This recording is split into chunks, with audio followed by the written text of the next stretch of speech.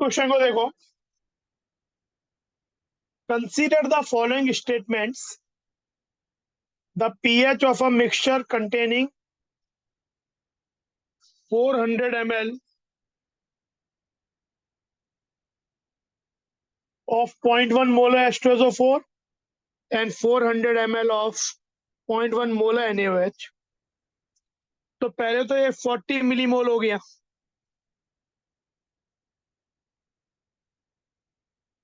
M1V1. ये भी 40 millimole हो गया. They will react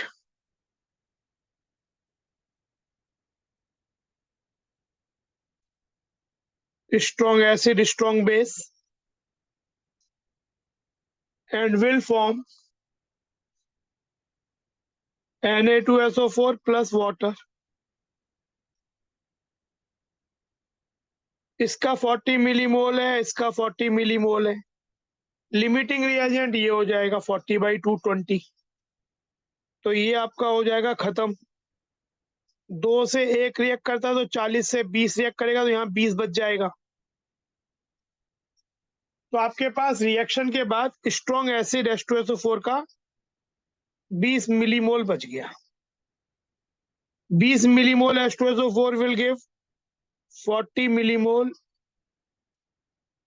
H+.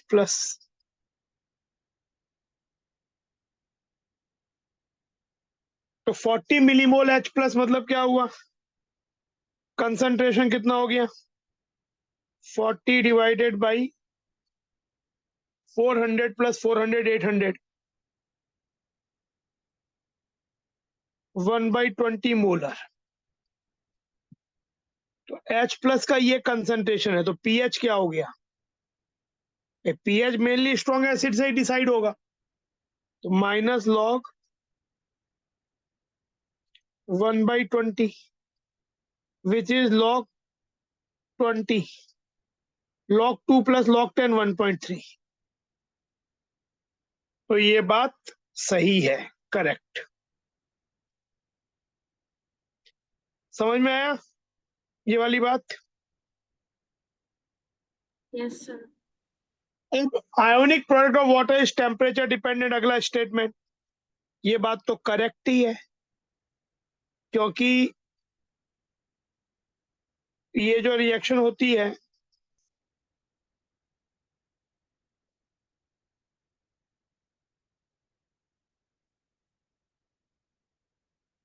इस रिएक्शन का Kw होता है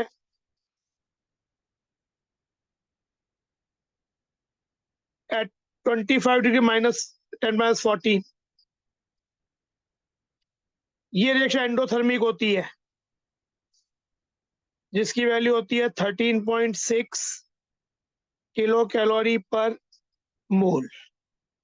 तो अगर इसमें टेम्परेचर चेंज करेंगे तो इक्विलिब्रियम कांस्टेंट ऐसे चेंज होगा. एक तो टेम्परेचर बढ़ने से इक्विलिब्रियम कांस्टेंट बढ़ेगा, एंडोथर्मिक रिएक्शन फेवर होगी. और express Kw 2/Kw1 will be delta H by 2.303 R T2 minus T1 by T1 T2. अगर डेल्टा H किलो कैलोरी में है तो R की वैल्यू 2 × 10⁻³ लेंगे. टेम्परेचर ऑलवेज केल्विन में. तो ये बात सही है.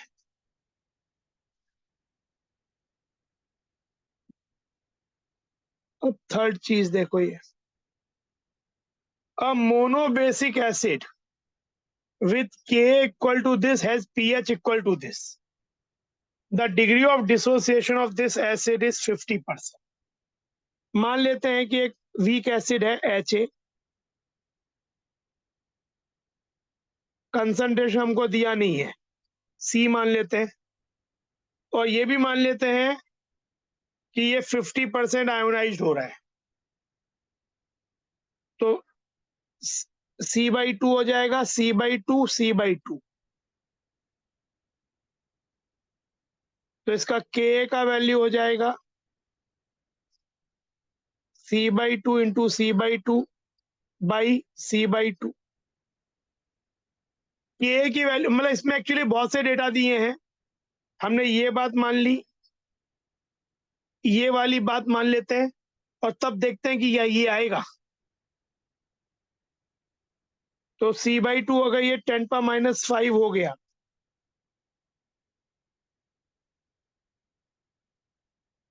तो c की वैल्यू हो जाएगी 2 इंटू 10⁻⁵। तो जो H प्लस है उसका कंसंट्रेशन कितना है? c/2 है। तो H प्लस कंसंट्रेशन हो जाएगा 10⁻⁵। हेंस pH क्या हो जाएगा? 5। ये बात सही है, यही तो दे रहे हैं। हमने दो बातें मान ली, तीसरी बात प्रूव हो गई। सो ये भी करेक्ट है।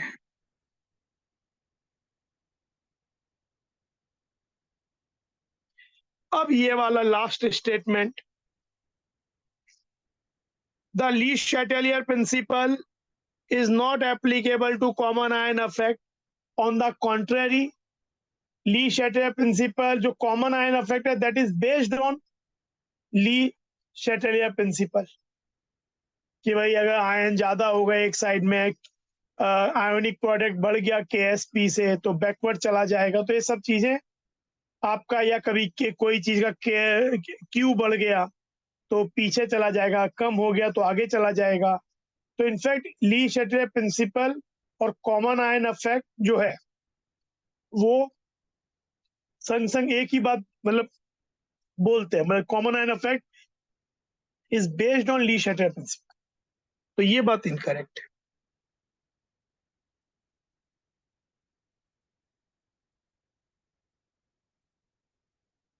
तो आंसर ये हो जाएगा 1, 2 एंड 3।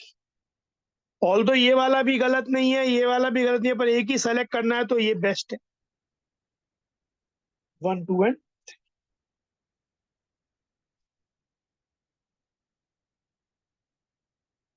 ये देखो,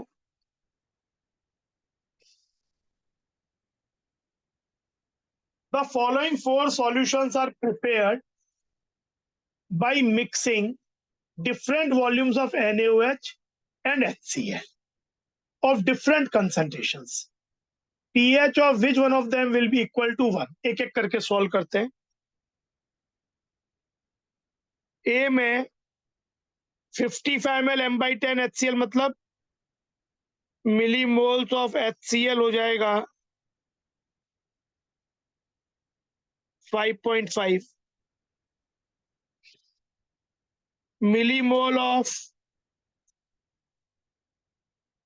NaOH हो जाएगा 4.5।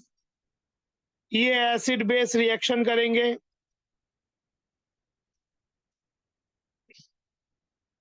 स्ट्रॉन्ग एसिड स्ट्रॉन्ग बेस, तो will form NaCl and water. तो ये 5.5 है, ये 4.5 है, तो ये 0 हो जाएगा, ये एक बच जाएगा। तो यानी HCl का 1 मिलीमोल बच गया स्ट्रॉन्ग एसिड का। तो H प्लस का भी 1 मिलीमोल हो गया। तो H प्लस का कंसंट्रेशन क्या हो गया? 1 डिवाइडेड बाई, भाई ये तो न्यूट्रल सॉल्ट बन गया, जो भी अब ये डिसाइड करेगा जो करेगा। वॉल्यूम है 100 ml। तो H प्लस का 0.01 कंसंट्रेशन, मतलब 0.01, मतलब pH कितना हो गया? माइनस लॉग 10⁻⁻2 इक्वल टू, तो इस केस में pH की वैल्यू 2 हो गई पहले केस में। We are looking for pH 1। तो अब बी पे आते हैं, ये तो आंसर नहीं है। बी में HCl के मिलीमोल है कितने? 75 इंटू m1/5, मतलब 15। NaOH कितना है? 5। 25 इंटू 5 1/5, ये भी स्ट्रॉन्ग एसिड बेस रिएक्शन है। ये लिमिटिंग रेजेंट 0, ये बच गया 10, ये बन जाएगा 5। ये हमारा काम का नहीं, तो न्यूट्रल सॉल्ट है, यानी जो भी पीएच डिसाइड होगा वो इससे होगा। कंसंट्रेशन HCl का कितना हो गया? 10/100। टोटल वॉल्यूम 100 ml हो गया ना।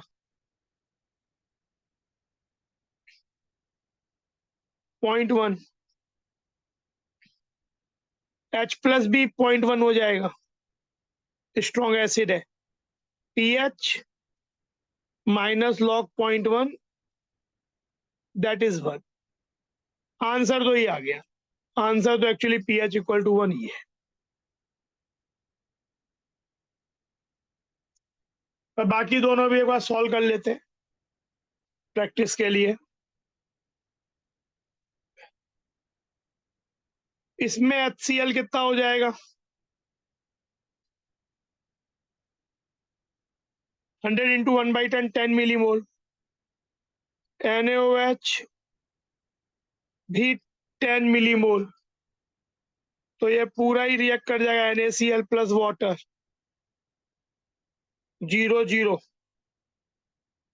तो ये एक सॉल्ट हो गया स्ट्रॉन्ग एसिड स्ट्रॉन्ग बेस का, और ना ये बचा ना ये बचा, तो it's a hydrolysis problem. But हम जानते हैं कि स्ट्रॉन्ग एसिड स्ट्रॉन्ग बेस का हाइड्रोलाइसिस नहीं होता है, और pH will remain neutrality point, मतलब pKw/2 विच इज हियर 7। कुछ नहीं दिया है, तो pKw को 14 लेंगे, तो ये 7 न्यूट्रल। समझ में आई बात?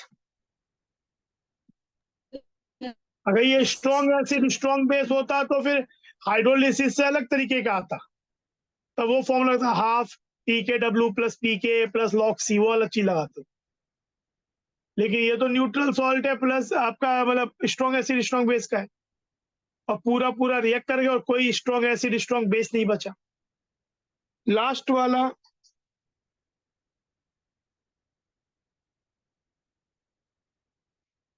6 मिलीमोल HCl 4 मिलीमोल NaOH।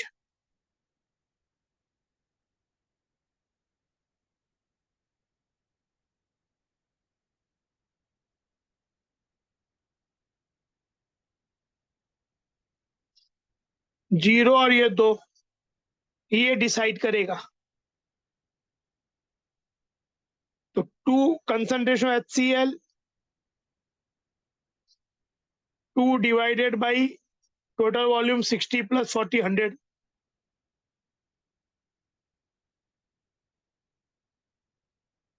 यही H+ भी हो गया, स्ट्रॉन्ग एसिड है। pH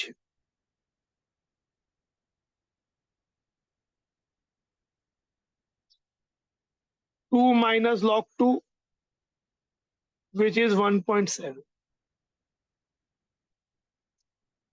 यहाँ पे pH 1.7 हो गया। तो ये आपके चारों प्रॉब्लम इस तरह से सॉल्व हो। आंसर है हमारा B। समझ में आया? क्लियर है?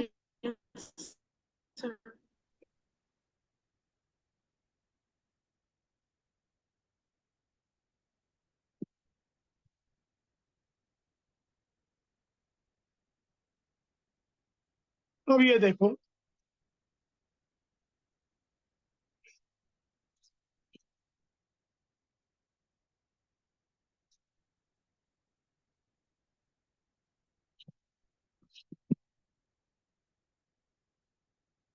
The solubility of calcium hydroxide in water is,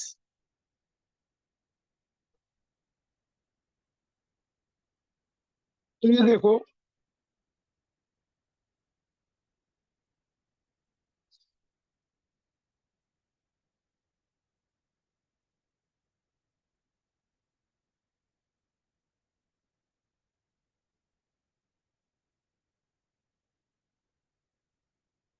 तो अगर इसकी मतलब ये स्पेरिंगली सॉल्युबल सॉल्ट है, सॉल्टी प्रोडक्ट काफी कम है, तो अगर मान लो इसकी salty S moles per litre है, एक होता है मोलर सॉल्यूटी, जो जनरली कुछ नहीं बोला होता तो मोलर सॉल्यूटी निकालते हैं।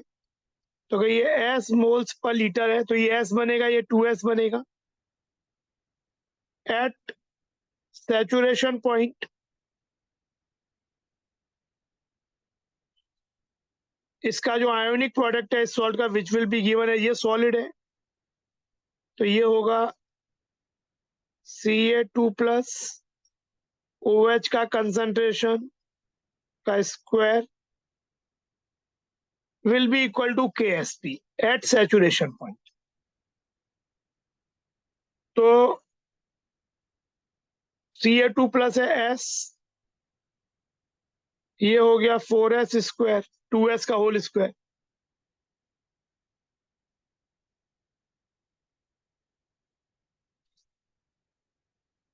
तो S क्यूब is 5.5 by 4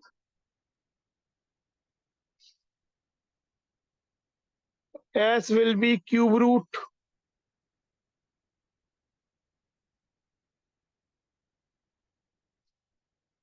और ये 10⁻² बार आ जाएगा। तो ये जब सॉल्व करेंगे तो ये वैल्यू 1 पर भाई पहले आएगा 1.4 के आसपास,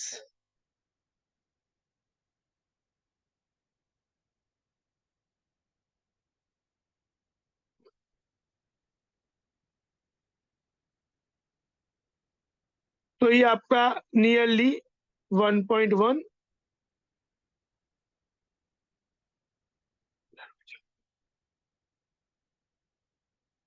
ये हो गया आंसर। तो answer is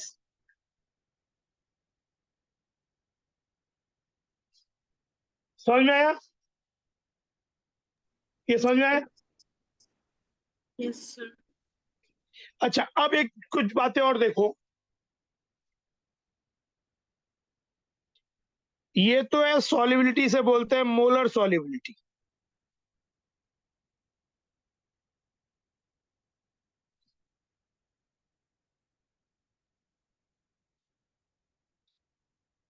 moles per litre में।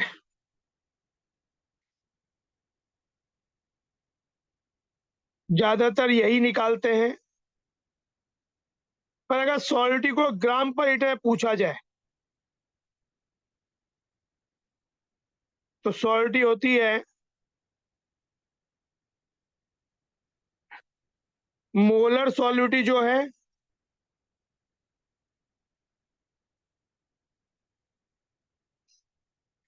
Into molar mass of salt. तो ये सॉल्युबिलिटी आती है ग्राम पर लीटर में।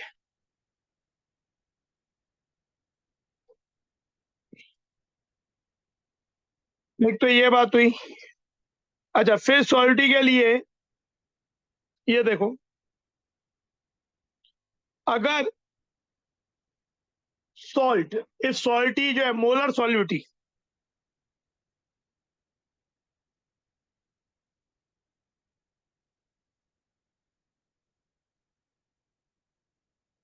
ग्रेटर देन 0.1 मोलर हो, मतलब कि 1 लीटर में 0.1 मोल से ज्यादा डिसॉल्व कर सकते हैं, तो वो सॉल्ट को बोलते हैं सॉल्यूबल। अगर लेस देन 0.01 मोलर हो तो इनसॉल्यूबल या स्पेरिंगली सॉल्यूबल, जिनको जो प्रेसिपिटेट्स होते हैं, और इसके बीच में हो तो पार्शली सॉल्यूबल। ये बात मैंने बताई थी ग्राम पर लीटर में। ये फिर एक बात है, कहीं का क्वेश्चन आता है कि अगर आपने किसी सॉल्ट की सॉल्युबिलिटी निकाल ली, जैसे यही आपका इसी को एक क्वेश्चन आया कि आपको सॉल्युबिलिटी किसी सॉल्ट का मालूम है और उसके कुछ मोल्स दिए हुए A मोल, तो पूछा जाए कितना पानी लगेगा पूरा डिसॉल्व करने में। तो देखो, अगर किसी सॉल्ट की सॉल्युबिलिटी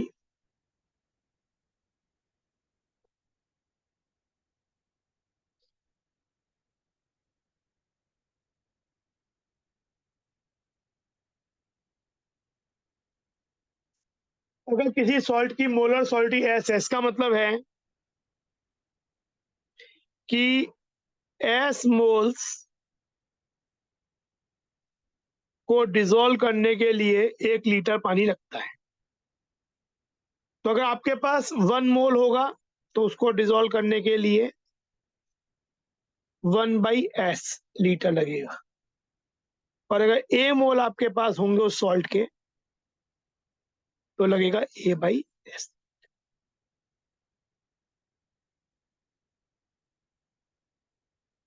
अगर किसी सॉल्ट की सॉल्युबिलिटी 10⁻⁻5 मोलर है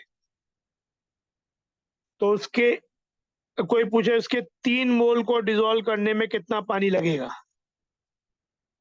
तो इसका मतलब है कि 10⁻⁻5 मोल्स के लिए 1 लीटर, 1 मोल के लिए 1 यानी 10⁻5 लीटर, और 3 मोल के लिए 3 इंटू 10⁻5। यानी जिस सॉल्ट की सॉल्युबिलिटी 10⁻⁻5 मोलर है उसके 3 मोल को डिसॉल्व करने के लिए आपको 3 इंटू 10⁻5 लीटर पानी लगेगा कंप्लीटली डिसॉल्व करने। तो एक ये, और एक ये होता ही है, ये कोई सॉल्ट अगर है AXBY तो उसका होता है A+Y,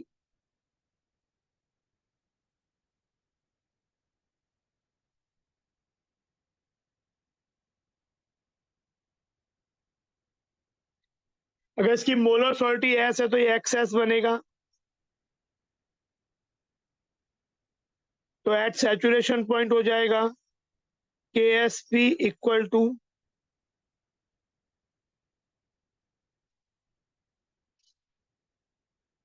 XS to the power X।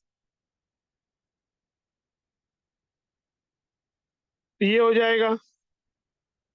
अगर किसी का भी, जैसे इस सॉल्ट का एक चीज होती है आईपी का एक्सप्रेशन होता ही है, but this concentration not necessarily at saturation point, reaction quotient की तरह ही है। तो अगर आईपी की वैल्यू केएसपी के इक्वल है तो सैचुरेशन पॉइंट पहुंच गया है, इक्विलिब्रियम पहुंच गया है। आईपी लेस देन केएसपी होता है मतलब more salt can be dissolve,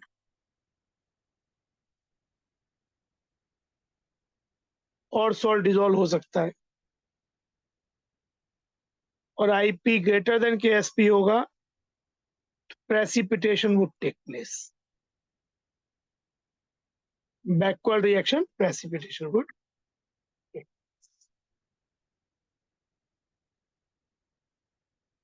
तो ये चीज, चलो आगे अगला क्वेश्चन करते हैं। ये देखो,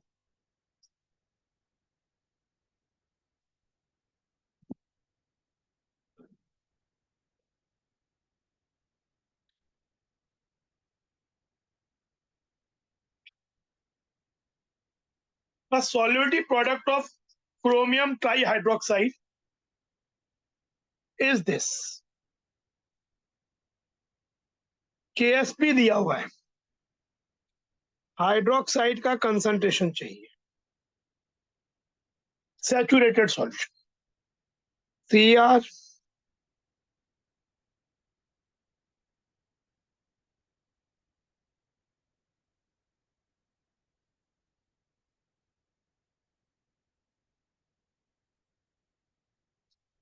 अगर इसकी सॉल्टी मोलर सॉल्टी एस है तो ये एस बनेगा, ये 3s बनेगा। सैचुरेशन पॉइंट पे बात कर रहे हैं हम, तो there IP should be equal to KSP, मतलब एस 3s का क्यूब इक्वल टू केएसपी।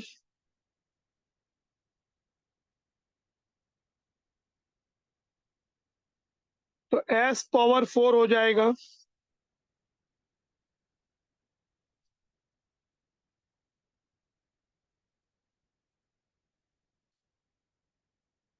तो s की वैल्यू हो जाएगी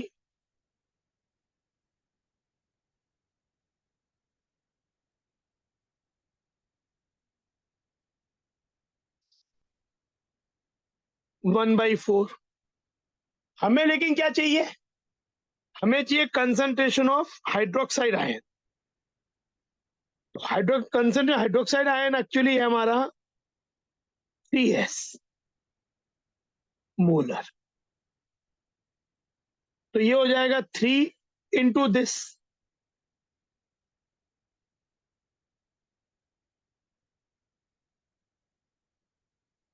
अगर 3 को अंदर ले जाए तो 3 पावर 4 अंदर ले जाना पड़ेगा, 6 इंटू 81।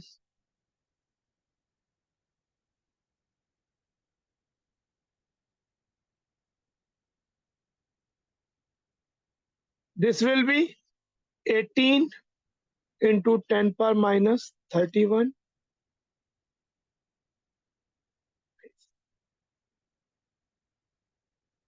यही आंसर हो जाएगा, B. B will be our. समझ में आया? Yes, sir. अगला बढ़ते हैं। Solubility product of zirconium phosphate.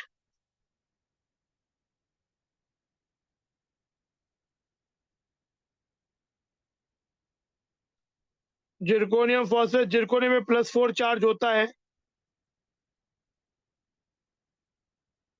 Phosphate में तो 3- होता है। मोलर सॉलिडिटी S दिया है, मतलब ये 3s बनेगा, ये 4s बनेगा।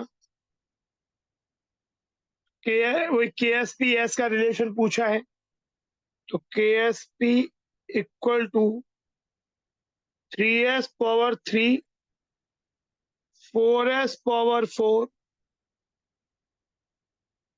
27, 4 पावर 4 हो जाएगा 256 s power 7। S will be equal to KSP, ये प्रोडक्ट की वैल्यू आती है 6912 का 1/7। ये तो S हो गया, आंसर यही हो गया। पर कोई आपसे पूछे फॉस्फेट कितना है, तो फॉस्फेट का कंसंट्रेशन 4s है, तो 4 मल्टीप्लाई कर देंगे इधर। कोई पूछे जिरकोनियम कितना कंसंट्रेशन है, तो 3s है, तो s इंटू 3 मल्टीप्लाई जिरकोनियम आ जाएगा। अच्छा, जैसे इससे पहले वाला क्वेश्चन था, इसमें कोई पूछे what is the pH of the solution, तो पहले आप OH माइनस निकाल लो, माइनस लॉग OH माइनस करके POH निकाल लो, और फिर pKw माइनस, जो कि यूजुअली 14 लेंगे, pH निकाल लो। ये सब भी प्रॉब्लम सॉल्व कर सकते हैं, ऐसे भी आ सकते हैं प्रॉब्लम।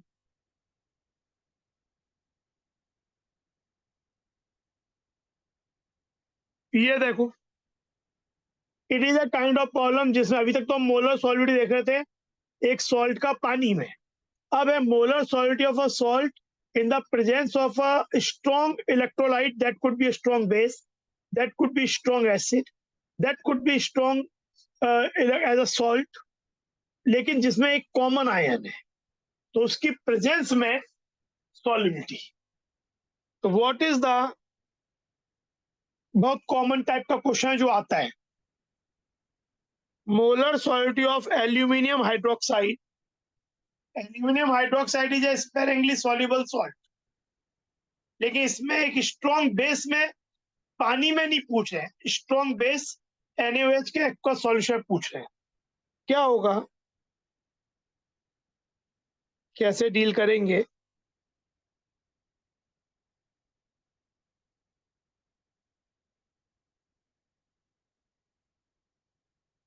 ये हुआ,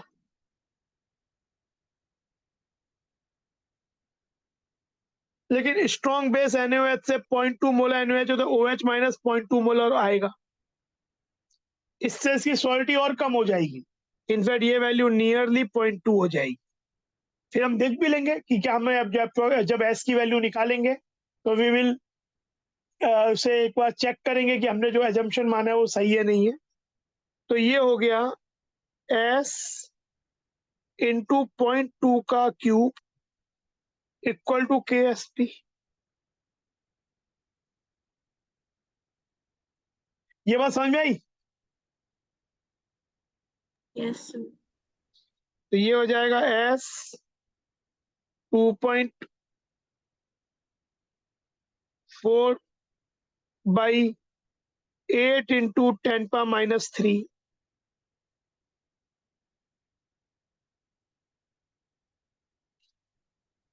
ये हो जाएगा 24 इंटू 10⁻22 बाई 8।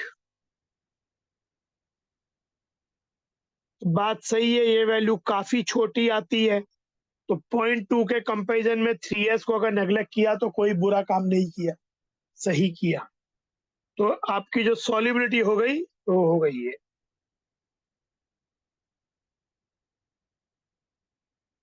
ठीक है, I hope it is clear. Yes, sir. आगे बढ़े। एक केस साइमल्टेनियस सॉल्युबिलिटी का भी होता है। ये देखो संग में थ्योरी बीच में ऐसे बता देता हूँ। ये केस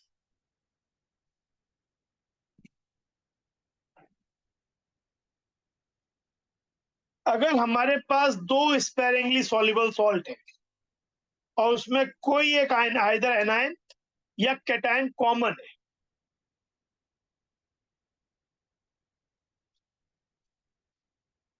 तो उस केस में हम दोनों सॉल्ट की साइमल्टेनियस सॉल्युबिलिटी निकालते हैं। जैसे ये MX सॉल्ट है तो इससे मान लो बना M plus and X minus, तो ये S1 बना, ये S1 बना। सॉल्ट NX से H2 बना, N plus X minus H2 बना, but this is a common ion, तो S1 इधर भी आया, H2 इधर भी आया, एक दूसरे के इक्विलिब्रियम को अफेक्ट भी करेंगे। और फाइनली ऐसा होगा कि S1 H2 ऐसे सेट हो KSP1 equal to this into this, KSP2 this into this. अगर डिवाइड करें तो ये हो जाएगा S1 जो है वो यहाँ पे सॉल्टी ऑफ MX है, H2 जो है वो सॉल्टी ऑफ NX है। हमें इसी को सॉल्व करना है। तो एक तो तरीका है भाई, ये आ गया तो S1 को H2 के टर्म में रखो यहाँ पे और सॉल्व कर दो। पर बहुत से केसेस में अप्रोक्सीमेशन भी लग जाता है। अगर सपोज कोई एक KSP, let's say KSP1 much higher then KSP2 हो, या अदर वे राउंड कि KSP2 much higher then KSP1 हो, एटलीस्ट 100 टाइम्स का फर्क, तो जो KSP 100 टाइम्स या उससे ज्यादा बड़ा होगा उससे जो वैल्यू निकल रही होगी, जैसे यहाँ पे आपका हो गया S1 will be much higher than S2, तो जो आपका S1 प्लस H2 है that will become almost S1 और ये भी S1। तो अब आपका हो जाएगा S1 square equal to KSP1 और H2 इंटू S1। सॉल्व करके आप S1 और H2 निकाल लो। S1 तो इससे आ जाएगा, फिर S1 आ गया तो H2 आ जाएगा, and these are their simultaneous solubility. कोई पूछे what is the concentration of X minus, S1 plus H2, जो कि अगर नियरली S1 भी होगा इस केस में। कोई पूछे what is M plus concentration, S1 N plus H2, तो वो सब फिर आंसर दे सकते हैं।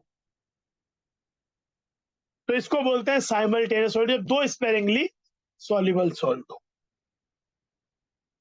ये देखो the molar solubility of cadmium hydroxide is this.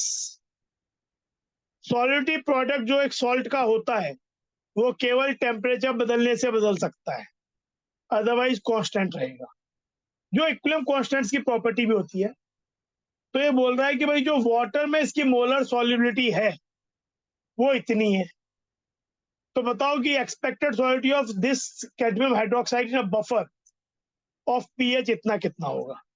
तो पहले वाले इस डेटा से हम इसका KSP निकालेंगे। CD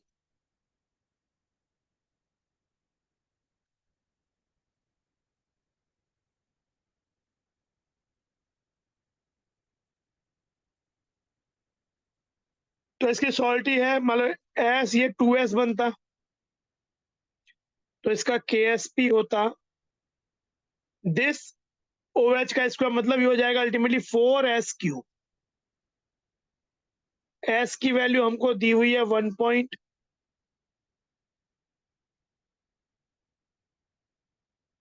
ये 10⁻⁻15। ये आपका KSP आ गया। जब तक टेम्परेचर नहीं बदलेगा इस सॉल्ट का KSP नहीं बदलेगा। अब ये बोल रहे हैं the expected salty of cadmium hydroxide in a buffer solution of pH 12। तो अब सपोज अब सॉल्टी हो गई H डैश,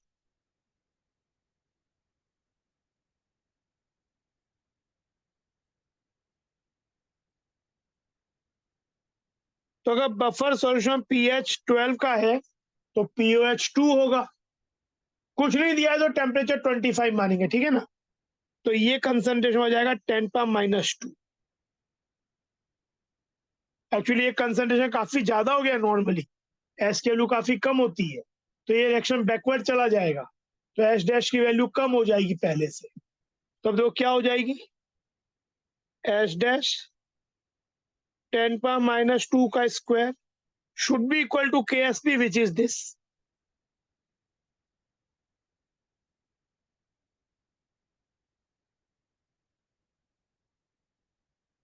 एच डैश हो जाता है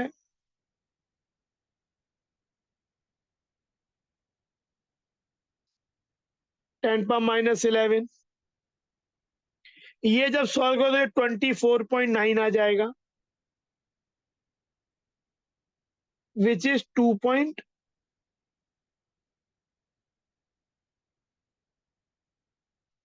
यूनिट मोलर क्यूब।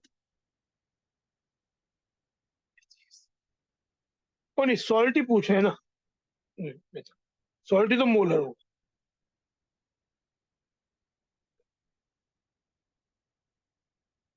KSP की यूनिट जो ये वाली है ये मोलर की, ये हो जाएगा। समझ में आया? Yes, sir. ये देखो तो आसान है। The KSP for this is this, molar salt बहुत ही आसान है।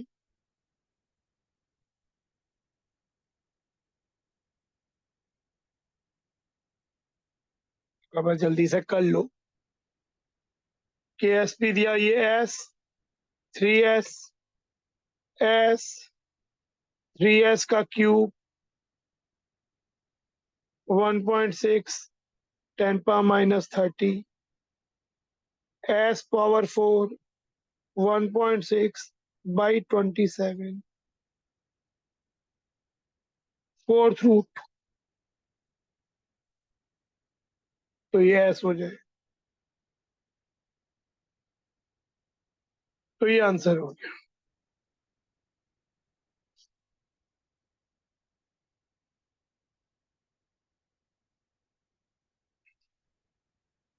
ठीक है, तो आसान है, आगे बढ़ जाते।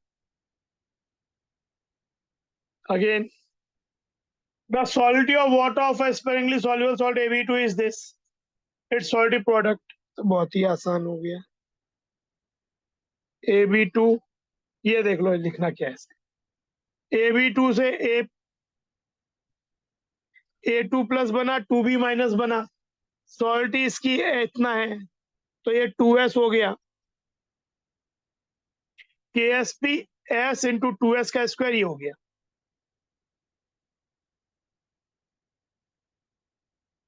क्लियर है? तो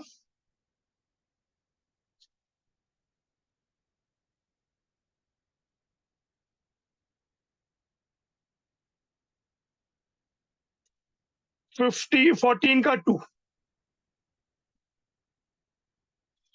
the salty product of a salt having general formula MX2 in water is this। KSP दिया हुआ है।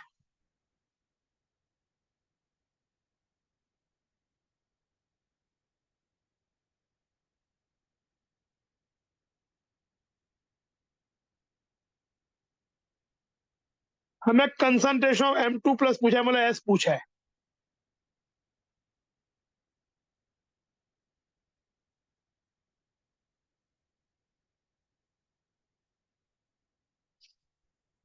S हो जाएगा क्यूब रूट इसका 10⁻⁴। तो कंसंट्रेशन ऑफ M2 प्लस तो ऐसी ही है, 10⁻⁴ मोलर ही हो गया। हाँ, कोई पूछता X माइनस कितना होगा, तो 2S होता, विच इज 2 इंटू। ठीक है, तो आंसर ये हो गया।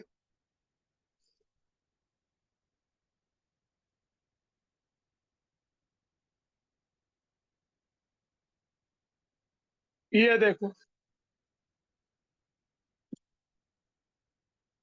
The solubility of CdSO4 in water is। अच्छा, तो फिर वैसे ही क्वेश्चन, पहले सॉलिडिटी की हेल्प से KSP निकालेंगे।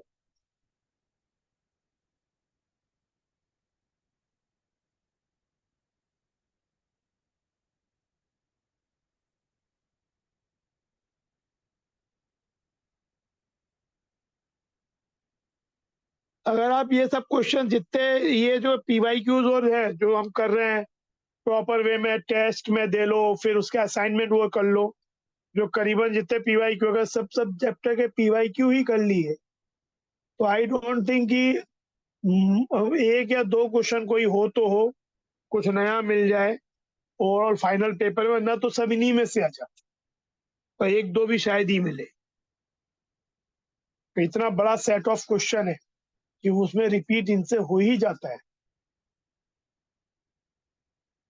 तो ये सॉलिटी इतना है, तो ये हो गया 8 × 10⁻⁴ ये बना। और टाइप तो डेफिनेटली रिपीट होगा, KSP हो गया।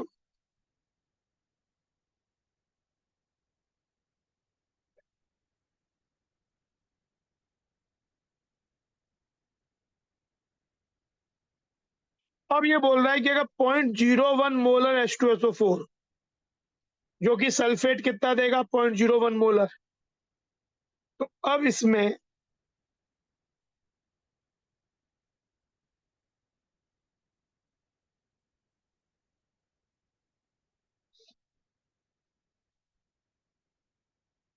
नई सॉल्टी मान लो हो गई H डैश, पर ये आ गया 0.01। तो इसमें क्योंकि H डैश तो पहले ही बहुत, H तो पहले ही बहुत कम था, कॉमन आयन से और कम हो जाएगा, तो ये नियरली 0.01 ही मान सकते हैं। H dash into 0.01 should be equal to KSP।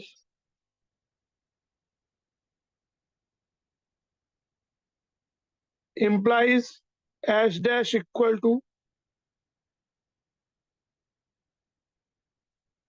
बात भी सही है, काफी कम आ रहा है, तो जो अप्रोक्सीमेशन क्या था उसमें कोई प्रॉब्लम नहीं होनी चाहिए। H dash is coming very very less than 0.01, और हमें पूछा है आंसर कि नई सॉल्टी की वैल्यू इतनी है, तो कंपेयर करने पे यहाँ पे आंसर 64 आ जाएगी। आंसर 64 समझ में आया Yes, sir. कि पहले KSP निकाल लिया और फिर टेम्परेचर नहीं बदलता तो KSP नहीं बदलता, तो बस उसकी हेल्प से फिर वो कॉमन आयन की प्रेजेंस में चीज निकाल ली। यहाँ पे दो चीज हो गई, एक पहले KSP निकालने के लिए डेटा, और फिर वो वाला problem, salty in presence of an ion coming from a strong acid या स्ट्रॉन्ग बेस या किसी strong electrolyte, something like salt. ये देखो,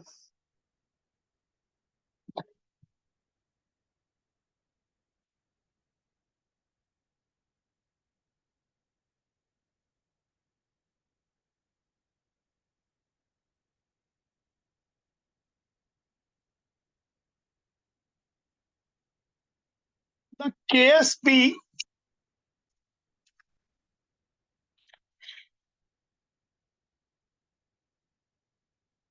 for the following dissociation is this.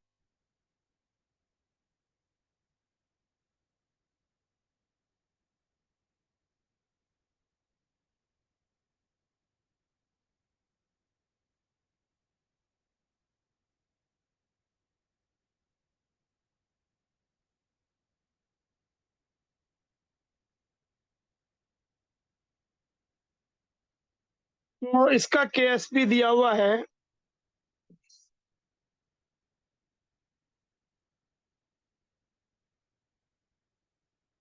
which of the following choice is correct for a mixture of 300 ml of lead nitrate? तो millimole of PbNO3 whole twice हो जाएगा 300 into 0.134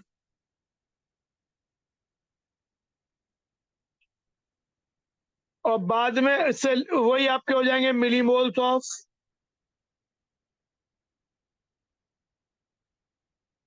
Pb2 plus Pb2। अच्छा ऐसे ही ये भी है तो फाइनल इसका concentration of millimoles of NaCl कितना है?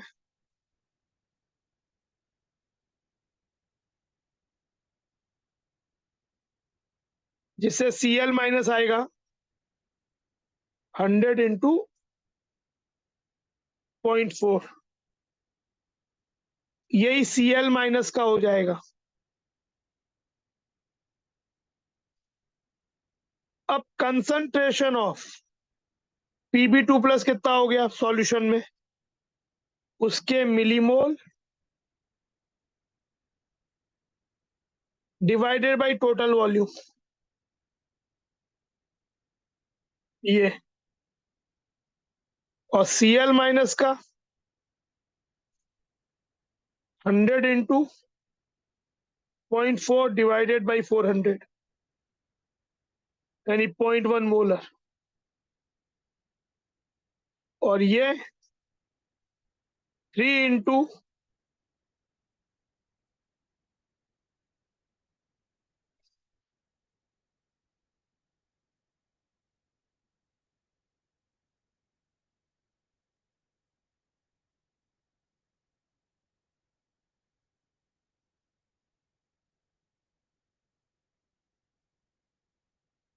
तो ये हुआ। अब हम ये देखें, ये पूछ रहा है कि विच इज द करेक्ट, तो देखो Q की वैल्यू क्या होगी इसमें, Q का एक्सप्रेशन होगा Pb, वही आयोनिक प्रोडक्ट बोल रहे हैं यहाँ पे, Q का मतलब IP,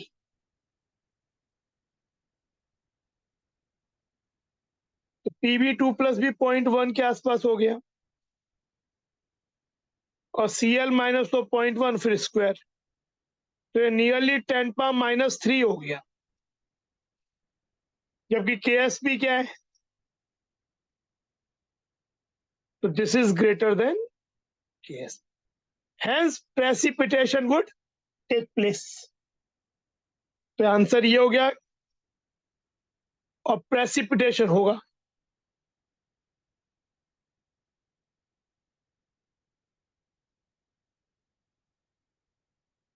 समझ में आया बात Yes, sir.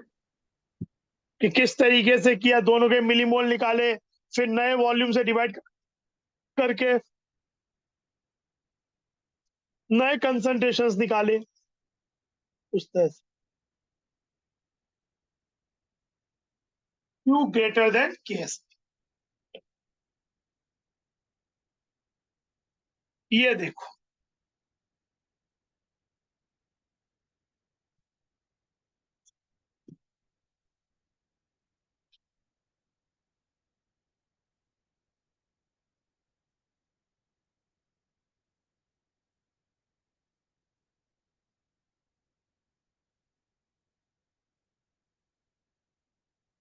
solution is 0.1 molar in Cl minus and 0.001 molar in CrO4. solid silver nitrate is gradually added to it, assuming that addition does not change the volume, यानी वॉल्यूम जो है जो फिक्स है, मान लेते हैं 1 लीटर वॉल्यूम है, 0.1 molar है, 0.01 लीटर सॉल्यूशन में है, तो KSP दिया है, KSP Ag2, select correct statement from the following. तो सबसे पहले अगर to precipitate AgCl, Cl minus तो आपका ये है,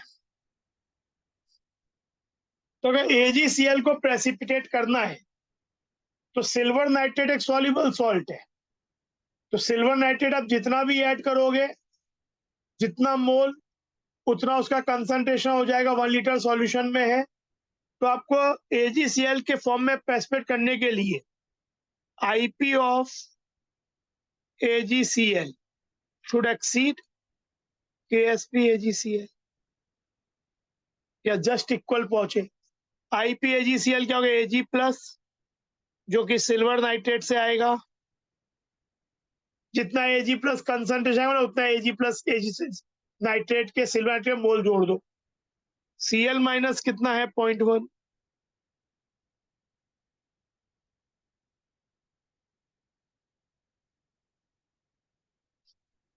Ag प्लस कितना चाहिए,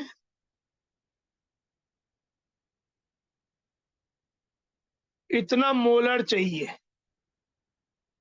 to precipitate AgCl in the form of HCl minus in the form of AgCl. Similarly, to precipitate Ag2CrO4, IP of Ag2CrO4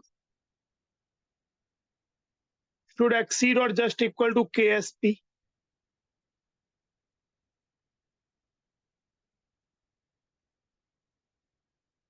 तो ये हो जाएगा Ag प्लस का स्क्वायर, Ag2CrO4 के IP का एक्सप्रेशन Ag प्लस स्क्वायर और CrO4। IP का मतलब केवल कंसंट्रेशन ऑफ कैटायंस एनायन नहीं होता, जैसा KSP का एक्सप्रेशन है वैसा ही expression, just concentration not necessarily at saturation point, should equal to या greater than KSP Ag2CrO4 है।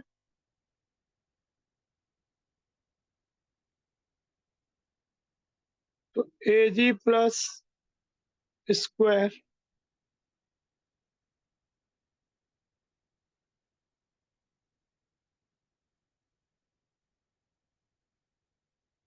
तो ये आ जाएगा रूट Ag प्लस आ जाएगा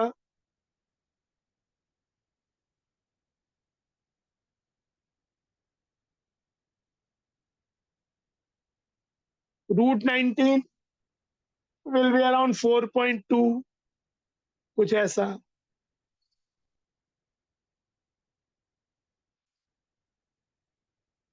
तो आपको Ag प्लस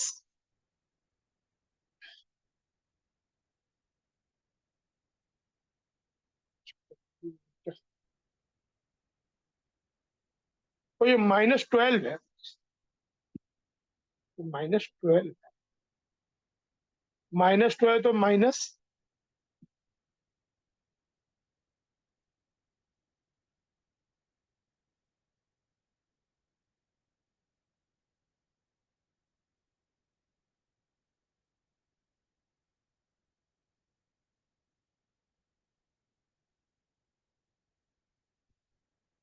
तो this Ag plus is much higher than this.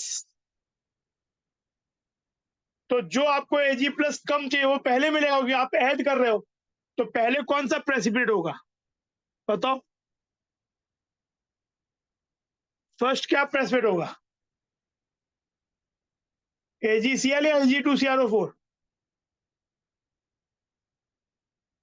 आप सिल्वर नाइट्रेट ऐड कर रहे हो धीरे धीरे, Ag प्लस चाहिए आपको प्रेसिपिटेट करने के लिए AgCl 1.7 to 10⁻⁹ और Ag प्लस ही चाहिए टू प्रेसिपिटेट Ag2CrO4 4.2 into 10⁻⁵। नहीं, आप ऐड करो तो पहले कम चीज तो पहले मिल जाएगी, तो आपको कम अमाउंट किसका चाहिए, इसका Ag plus needed to precipitate AgCl is lesser. तो if you are adding it तो पहले तो लेस क्वांटिटी मिलेगी ना, तो जो लेसर चाहिए वो वाला काम पहले हो जाएगा। तो AgCl will precipitate first as the amount of Ag plus needed to precipitate is। समझ में आई बात? Yes, sir. सबको बात समझ में आया वाला कि why AgCl will precipitate first, क्योंकि उसका Ag प्लस क्वांटिटी कम चाहिए तो पहले प्रेसिपिटेट होगा, क्योंकि आप तो ऐड कर रहे हो। तो ये चीज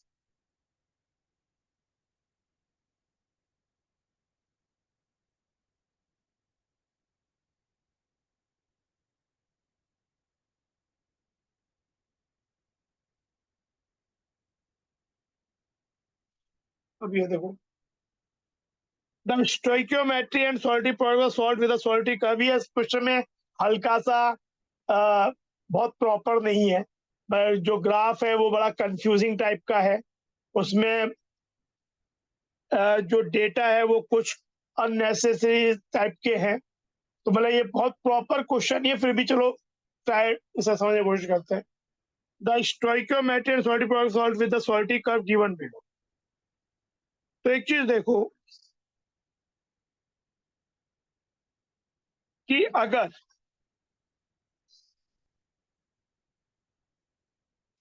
सॉल्टी प्रोडक्ट हर केस में m³ दिया हुआ है,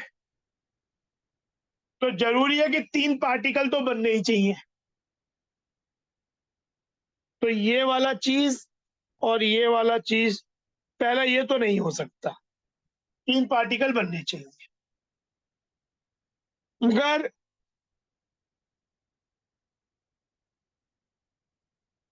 आपका X2Y है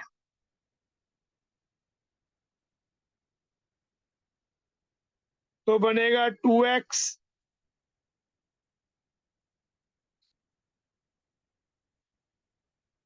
तो देखो X का कंसंट्रेशन इस वाले ग्राफ से यहाँ डबल है, ये 1 है, मान लो ये 2 मिली मोलर है, इसको ले तो ये 1 मिली मोलर बनेगा, बात सही है। पर KSP की वैल्यू क्या हो जाएगी तब? दिस स्क्वायर इंटू दिस, तो 4 इंटू, तो ये तो सही नहीं मैच कर रहा। इसको लेके देखें,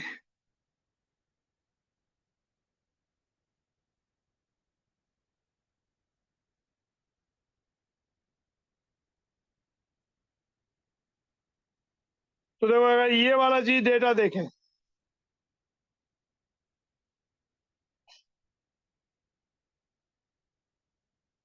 तो यहाँ पे अगर X की वैल्यू 1 है, 1 मिली मोलर, तो Y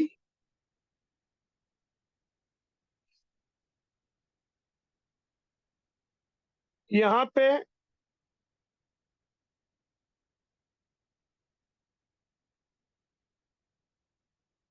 तो ये 4 इंटू 9 10 -9 हो जाएगा। तो ये मैच कर रहा है, लेकिन मतलब आंसर ये हो गया डी, पर इस वाले केस में फिर कभी 2 और 1 तो बनेगा ही नहीं, कोई एक डेटा देना चाहिए था। अगर 2 1 भी, तो जैसे ये तो यही बताया कि ये वाला है तो ये भी है, पर जब ये सिचुएशन आएगी तब तो सेटिस्फाई करेगा ही नहीं। भाई आपका डेटा तो ऐसा होना चाहिए कि सभी जगह सेटिस्फाई करे। तो बेसिकली गलती उसमें है कि कोई एक डेटा एक को सेटिस्फाई करता है, यानी आप अगर बोल रहे हो कि ये कर्व इसको रिप्रेजेंट कर रहा है तो even this data must satisfy, पर ये तो सेटिस्फाई करेगा ही नहीं। ये वाला तो सेटिस्फाई मतलब ये कर रहा है, पर ये 2 1 वाला, जैसे ये जो पॉइंट है 2 1, ये सेटिस्फाई नहीं करेगा। अगर मैं x की वैल्यू 2 इंटू 10⁻³ रखूं और y 10⁻³ का स्क्वायर रखूं तो केवल यही मिलता है। पर फिर हम कैसे बोलेंगे कि ये कर्व इसके लिए रिप्रेजेंट कर रहा है? क्योंकि अगर ये कर्व पूरे को रिप्रेजेंट कर रहा है तो हर जगह पे हर कोई भी कोऑर्डिनेट इसको सेटिस्फाई करना चाहिए। तो इस मामले में गड़बड़ है। They have tried to make a good question, but वो मैथमेटिक्स में खुद ही खो गए कि क्या करना चाहिए। पर ठीक है, सब मिला जुला के जो मोस्ट फिट आंसर है वो ये है। पर एक क्वेश्चन ग्राफ और जो कॉरस्पॉन्डिंग चीज है वो सही तरह से मैच नहीं कर पाए वो। ये देखो, an aqueous solution contains an unknown concentration of Ba2 plus.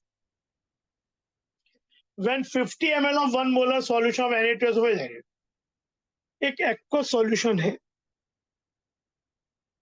contains an unknown concentration of Ba2 plus. मान लेते हैं concentration of Ba2 plus C है।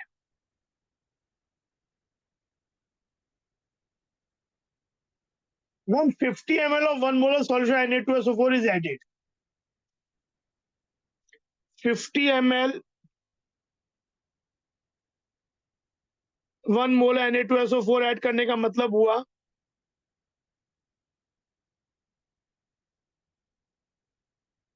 50 मिलीमोल Na2SO4,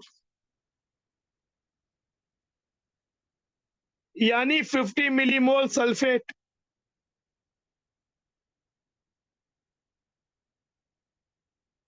ये बोल रहा है BaSO4 just begins to precipitate. अच्छा, नया फाइनल वॉल्यूम हो गया 500 ml। तो अगर 50 ml ऐड करने पे फाइनल वॉल्यूम 500 ml हो गया, मतलब इसका जो वॉल्यूम था Ba2 प्लस सॉल्यूशन का, ये 450 ml था। तो मिलीमोल ऑफ, ये बात समझ में आई, Yes, sir. हो जाएंगे 450C और मिलीमोल ऑफ सल्फेट हो जाएंगे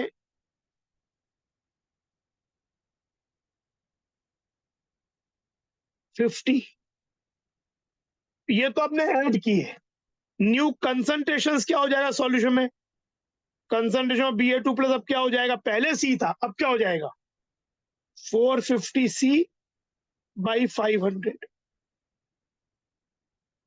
तो 9C बाई 10। और कंसंट्रेशन ऑफ सल्फेट कितना हो जाएगा? 50 बाई 500, दैट इज 0.1। एंड ये बोला है कि barium sulphate just begins to precipitate, मतलब इनका जो आईपी है, इसके आईपी का एक्सप्रेशन यही होगा, बेरियम इंटू सल्फेट। तो 9C by 10 into 0.1 just begins to press, मतलब इक्वल टू KSP हो गया। तो C क्या हो गया? C हो गया 1/9 इंटू 10⁻⁻8, which is 10/9 इंटू 10⁻⁻9। 10/9 की वैल्यू 1.11 हो जाएगी। यानी जो बेरियम 2 प्लस का ओरिजिनल कंसंट्रेशन था वही है। This is the original concentration of barium 2 plus, जिससे हमने स्टार्ट किया था। समझ में आया? Yes, sir.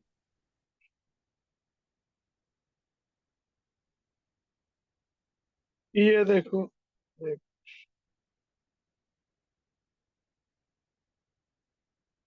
सॉल्यूटी product of silver bromide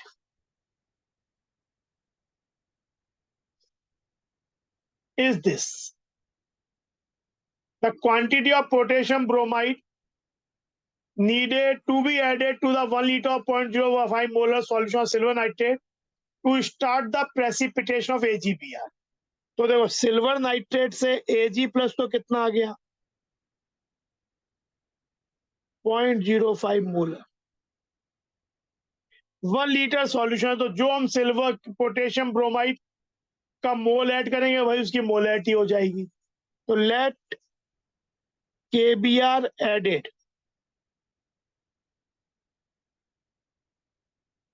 B x gram, hence इसके मोल्स क्या हो गए, x/120, और कंसंट्रेशन क्या होगा कि 1 लीटर सॉल्यूशन है, तो ये इसका 1 यही कंसंट्रेशन भी हो गया, एज वॉल्यूम इज 1 लीटर। तो Br माइनस कितना हो गया, ये भी इतना ही हो गया। अब ये बोल रहे हैं कि हमें इतना ऐड करना है कि ये जस्ट प्रेसिपिटेशन स्टार्ट हो जाए। तो to start precipitation of AgBr, IP of AgBr should equal to KSP. Hence, IP of AgBr क्या हो जाएगा, Ag plus 0.05 Br minus का x/120 should be equal to KSP.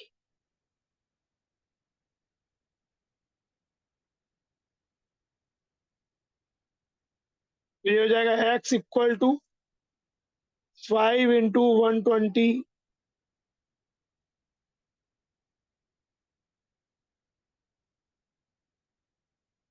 ये हो जाएगा 100 into 120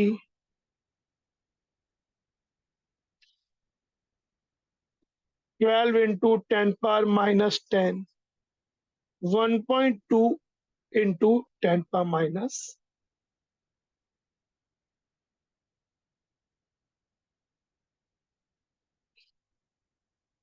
इतना ग्राम ये हो गया KBr। ऐड करेंगे तो प्रेसिपिटेशन आपका AgBr का हो जाएगा, ब्रोमाइड प्लस Ag प्लस और Br माइनस मिलके AgBr बना देंगे।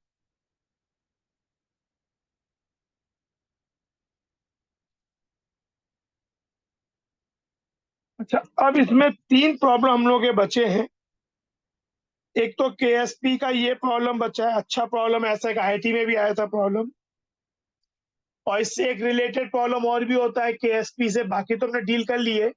एक ये वाला होता है, एक कॉम्प्लेक्सेशन का होता है एक क्वेश्चन, तो वो और एक इंडिकेटर्स की चीजें बची हैं। क्वेश्चन तो